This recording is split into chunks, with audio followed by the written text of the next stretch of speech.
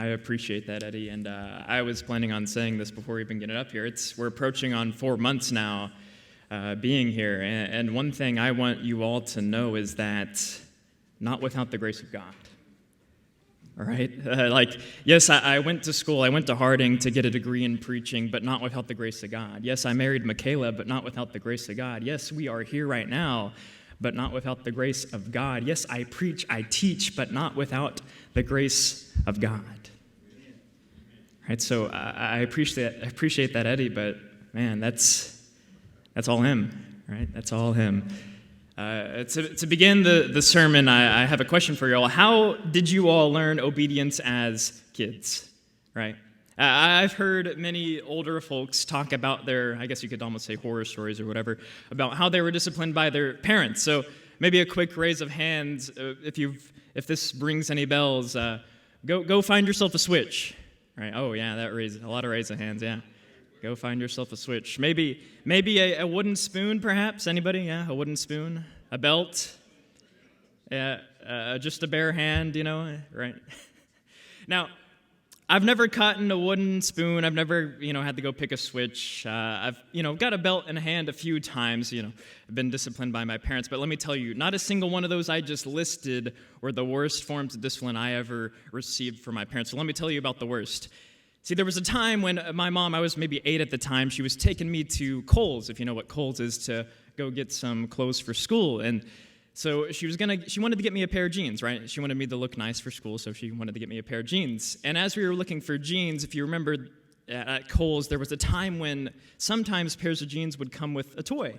Right? And so at the time, me being 8 years old, I was just focused on getting a toy, right? I was looking at the jeans with the toys, not the ones without the toys. And so I see one, I was like, Mom, I want this pair. This is the one I want. She knew, right? She knew that I only wanted that pair because of the toy. And so she drugged me away, to go look for a different pair of jeans. Now, that being said, in a moment of craftiness and admittedly thievery, I took one of the toys off the pairs of jeans and I slipped it into the one that she was going to buy me.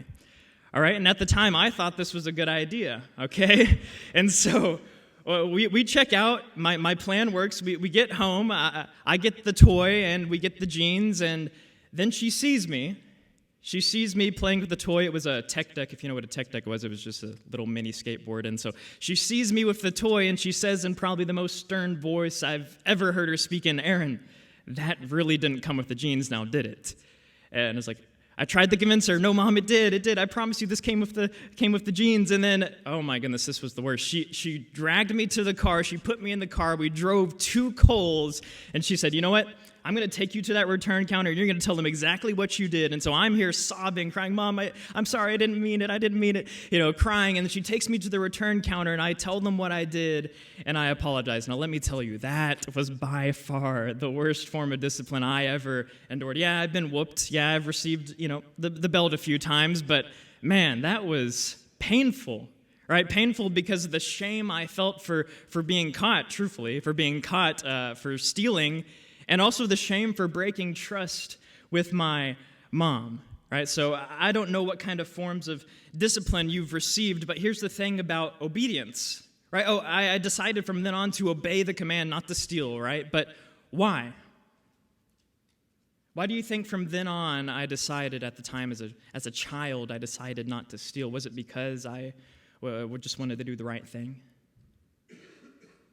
See, at the time it was because I just didn't want to be punished. I didn't want to feel that horrible feeling of shame. That brings me to the first point that I want you all to put in your mind, write it down. The reason why someone obeys matters. The reason why you obey matters. And you see, as kids, it'll start off that way. We'll obey because we don't want to be punished. We'll obey because we don't want to feel shame. We'll obey maybe because we want a reward. It starts off that way, and that's okay. But at some point, you should want to obey. You should want to submit for a better reason, and that better reason probably being that just obeying, following God's commands is good in itself. His commands are good. That being said, turn with me to Matthew chapter 19.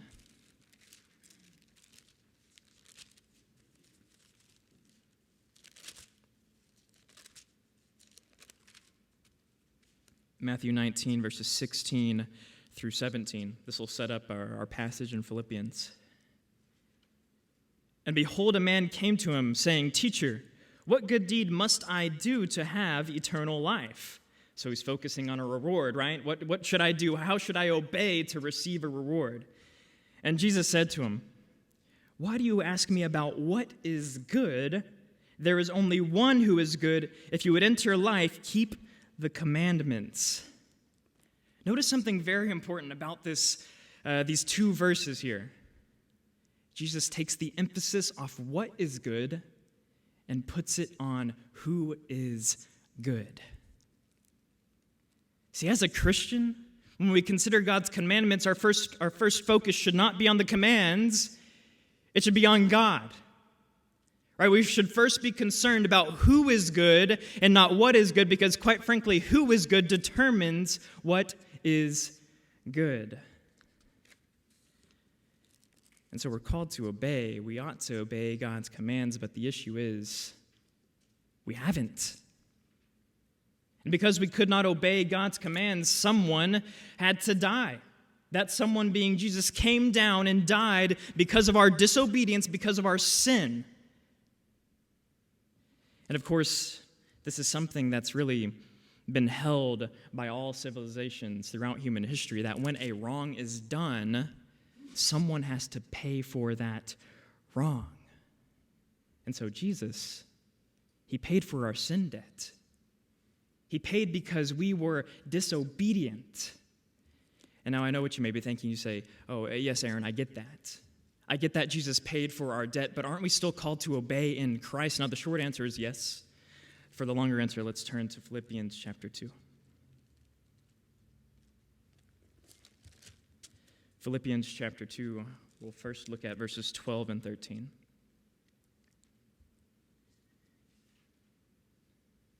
"Therefore, my beloved, as you have always obeyed, so now, not only as in my presence, but much more in my absence, work out your own salvation with fear and trembling, for it is God who works in you both to will and to work for his good pleasure."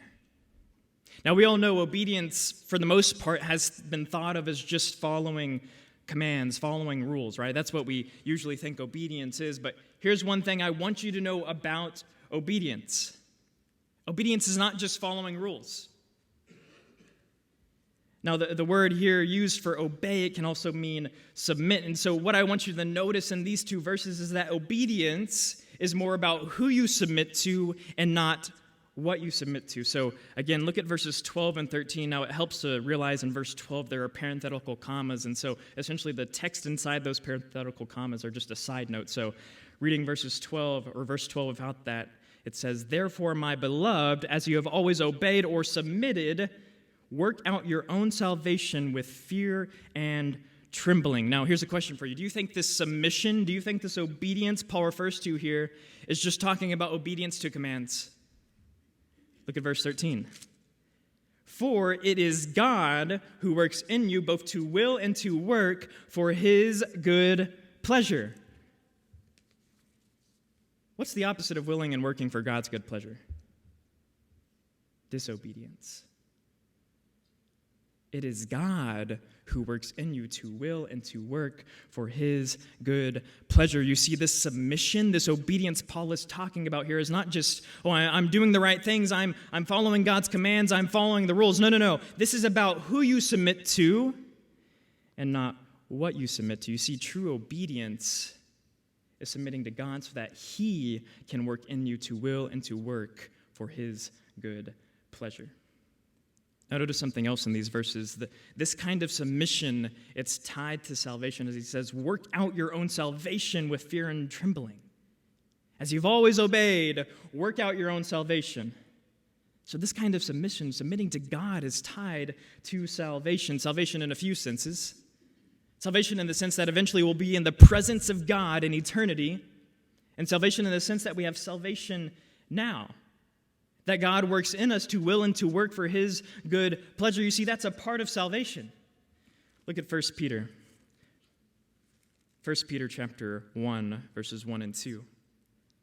Peter, an apostle of Jesus Christ, to those who are elect exiles of the dispersion in Pontus, Galatia, Cappadocia, Asia, Bithynia, according to the foreknowledge of God the Father and the sanctification of the Spirit, for or in accordance with obedience to Jesus Christ, or submission to Jesus Christ, and for the sprinkling with his blood.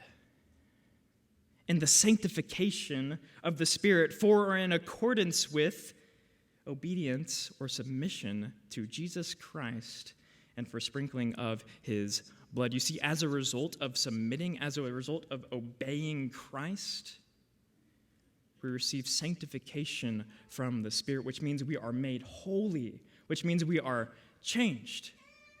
Now, if you remember several weeks ago, I highlighted this point that sanctification can be viewed as the continuation of salvation in your life. You see, this is what submitting to God brings. Submitting to God, submitting to Christ brings sanctification. It brings a change in your life. It makes you holy because God is the one who wills and works in you for his good pleasure.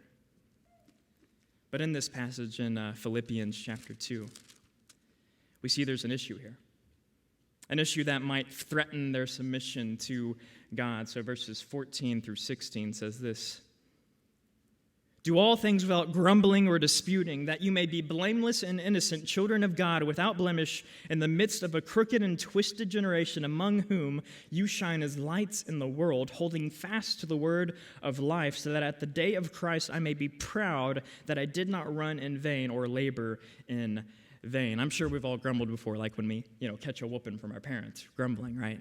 Now, this word for grumbling has to do with secret discontent, meaning you have an issue with somebody, but you're keeping it a secret.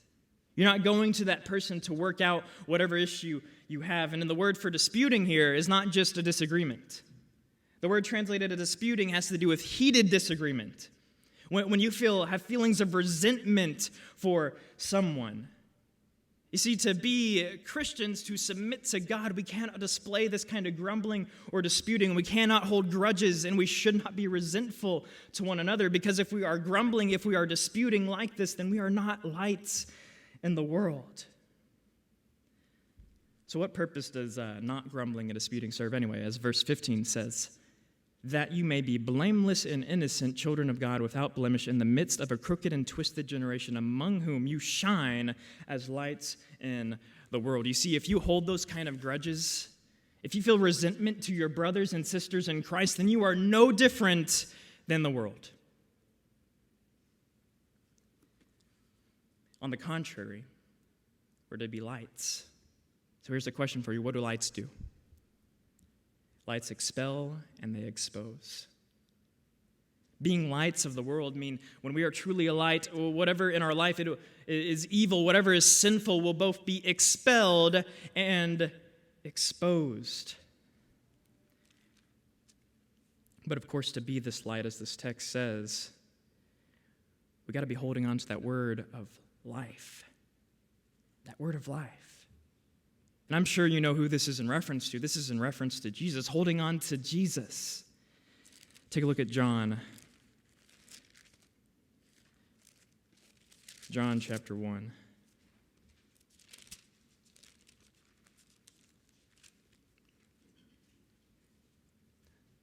We all know this text pretty well. John chapter 1, verses 1 through 5. "In the beginning was the Word, and the Word was with God, and the Word was God. He was in the beginning with God. All things were made through him, and without him was not anything made that was made. In him was life, and that life was the light of men. The light shines in the darkness, and the darkness has not overcome it." See, church, we are light. We can be light because Jesus is light. We have life. We take, each breath we take is because Jesus allowed it. We can will and to work for God's good pleasure because of what was accomplished through Jesus. I want you to notice how desperately dependent you are on him. Notice how much you actually need Jesus. There was an illustration I heard recently from Francis Chan. It was in a recent sermon he preached, and I'm going to steal it because it was good. Essentially, he was talking about submitting and what true submission to Christ looks like. And so he used the illustration of driving a car. Right? Submitting to Christ does not look like you're throwing Jesus in the back trunk, taking him out whenever you need him, when it's convenient for you. That's not submitting Christ. That is not submitting to Christ. Nor is putting him in the back seat. That's not submission to Christ. Nor is putting him even in the passenger seat. That is not true submission. No. Jesus needs to be in the front seat, the front driver's seat, driving the car. Because we can't really drive. We can't really submit. We can't really obey God's commands. Hence, Jesus coming down, dying for us. Dying, yes, to cleanse us, but dying for us so we can be changed.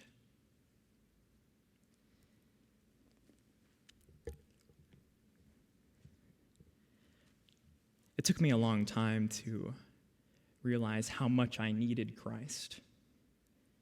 I grew up thinking, I got to do the right things. I gotta say the right things. I got to do the right things. I got to pray the right way. I got to live the right way. Why? Because I thought salvation was because of what I did. I thought I could be good on my own. But man, it is so freeing when you finally realize, man, I cannot do this without him. Church, if you learn anything from me, if you take away anything from this sermon, if you take away anything from the time I preach here, take away this, how much you need Jesus. Don't get in your own head thinking you can do it on your own, because you can't. Spoiler alert, you can't. I tried. So in light of your desperate need for him, submit to him. Submit to Jesus and the cleansing he provides because of the blood he shed. Submit to the Spirit and the sanctification that it gives you. Submit to God. Submit to the Father who has allowed any of this to happen. Submit to him in baptism. Be immersed into Christ. Put him on so that he can change you. If you need anything, if you need prayers, submit to whatever's going on in your life. Submit it to God in prayer. If you need anything, you can come as we stand and sing.